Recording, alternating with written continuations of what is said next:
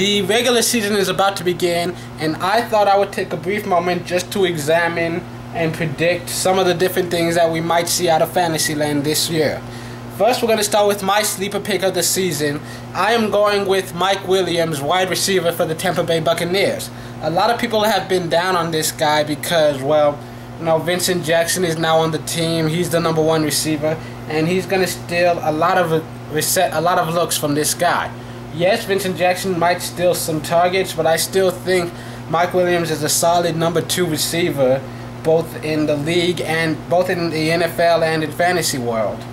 I still think he's capable of posting 1,000 yards on the year, possibly 10 or 11 touchdown receptions as well.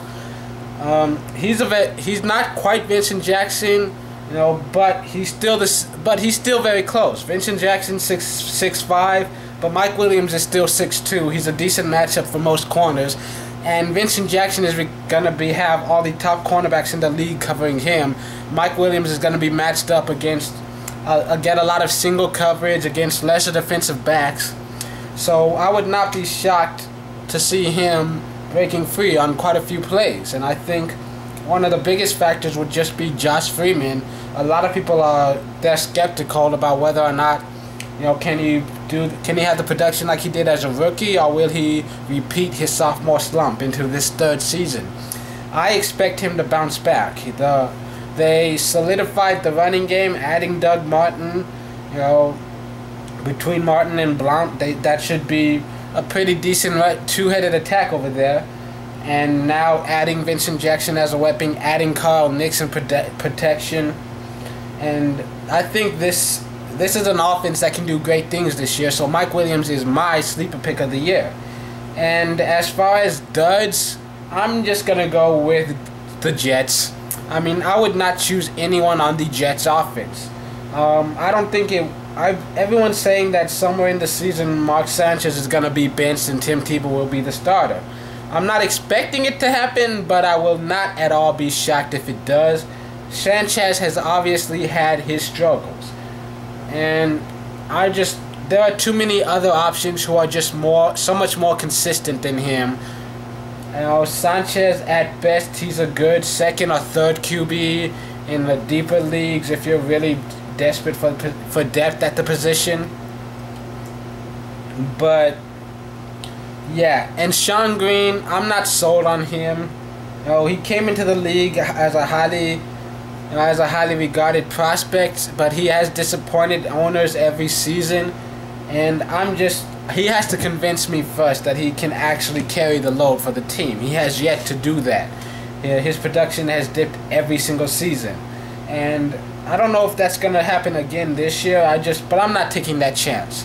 And as far as the wide receivers are concerned, Santonio Holmes is the only one who's ever had any real potential as a #1 receiver, but I don't think that's happening this year. Not with the QBs they have on their roster, and not with the behavioral issues that he's had.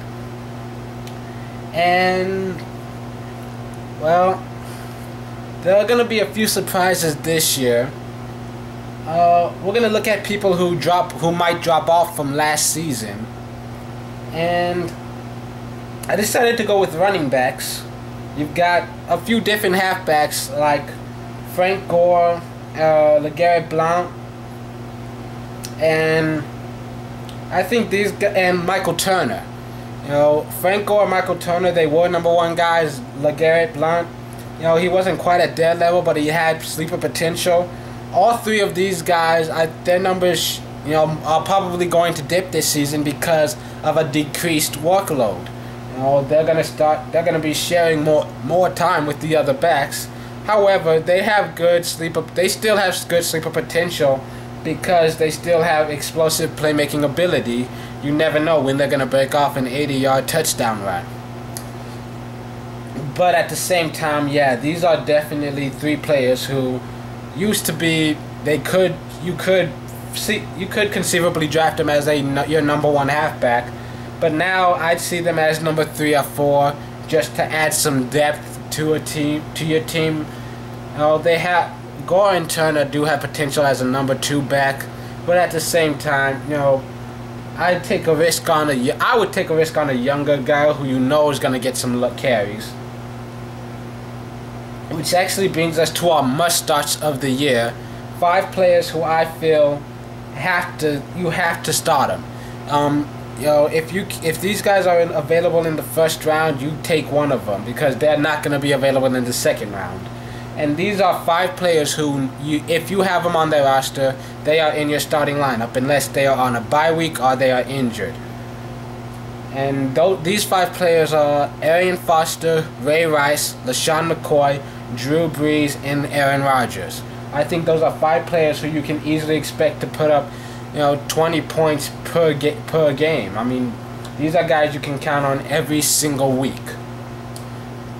And as far as rising players to watch who I think could easily grow, I'm going to go with wide receivers here. And I'm going to say, well, first we got to start with Dez Bryant, who he has potential. You've seen him improve on his rookie year.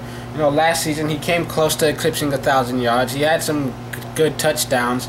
This is a guy who has a lot of skills. He was very highly regarded on draft day, and it's his off-field issues that scared people away, and they have been holding him back so far in his career. But I think he will finally eclipse that 1,000-yard season. He's got a lot of speed. He runs good routes. He's got the strength. He can pull down some tough catches. I expect him to just continue improving throughout his career. I think he will live up to that #1 potential. And also 3 other players who have a lot in common. Rookie wide receivers A.J. Green, Julio Jones, and Torrey Smith. These guys came in last season and they surpassed a lot of people's expectations. I expect them to continue building on that. I expect that all 3 of them will have 1,000 yards this season, receiving this season, and all 3 of them could potentially get 10+ touchdowns. But more than anything else, I almost expect all 3 of them, especially Green, to lead their team in at least receiving yards because they have that explosive playmaking potential. And I would almost consider these guys must-starts in every week. Also dependent on matchups, though. And as far as players on the bubble, I'm actually going to concentrate on the defense.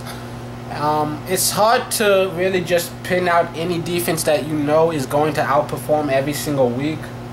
We'll start with defenses who I feel have improved from last season.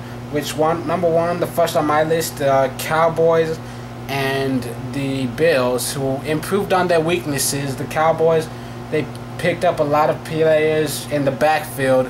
They drafted Morris Claiborne. They signed David Carr. No, they were concentrating on the secondary, which allowed a lot of yardage. And then you look at teams like the Bills, and in the Bills, they added Mario Williams and Anderson, 2 premier pass rushers, which can mean a lot to your defensive scheme. And then you look at other teams. There are a couple teams who I feel are underrated, like specifically the Cleveland Browns and Cincinnati Bengals. Just look at what they did. They were matchup hell for wide receivers last year. Joe Hayden, one of the best corners in the league, and also on that same note, Brandon Flowers, definitely a rising young star for the Kansas City Chiefs. Those 3 teams have some pretty decent secondaries, and they held that receivers down below the numbers that they were expected to get. Most people they'll see Cleveland Browns on a matchup and they'll be like, oh, hell yeah, Cleveland, just start everybody. But yeah, these are the teams that, at least last season, they held down some of the top receivers in the game.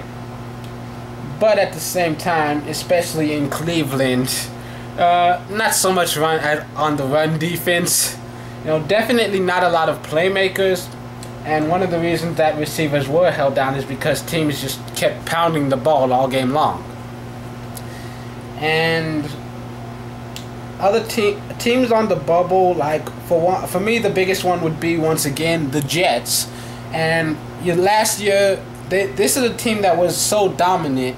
Rex Ryan coming over from the Ravens, bringing Bart Scott and Leonard with him. This is a team that was supposed to be very scary, and for a while they were. and they went to 2 straight AFC championships. But last season, you saw them get carved up by so many players. DMC and Victor Cruz just ate them alive. And, I don't think anyone's really scared of the Jets anymore.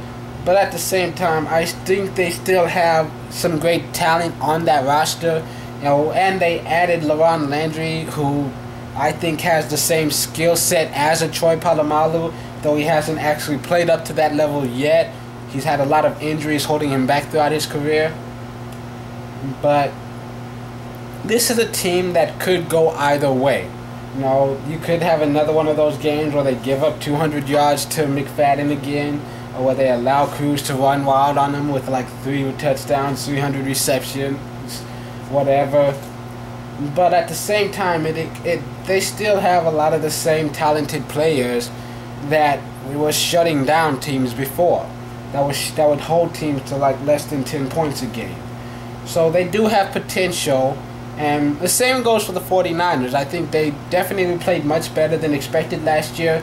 They probably have one of the best linebacking cores in football, and I could see them repeating what they did last season. But at the same time, I think now that you know how strong they are, teams are better able to game plan against them.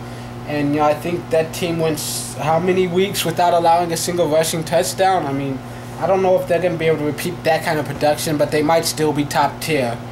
And one team that I think definitely falls off is the Ravens. And this really has nothing to do with the Ravens themselves. It's just the fact that they're still a great team, but Terrell Suggs is going to be MIA for pretty much the entire regular season. If he plays at all, we might be able to see him come back in the playoffs. But I'm really not holding my breath on seeing him return to the field in 2012. And I think it takes an entire committee to do what he could do for the team. And you're definitely going to see a loss in playmaking for them. Don't get me wrong, I love Ray Lewis, I love Ed Reed, but these are 2 very old players. And I don't think... And you have young guys like Ladarius Webb in the secondary. But at the same time, I just think you are definitely going to notice Terrell Suggs is not in the lineup.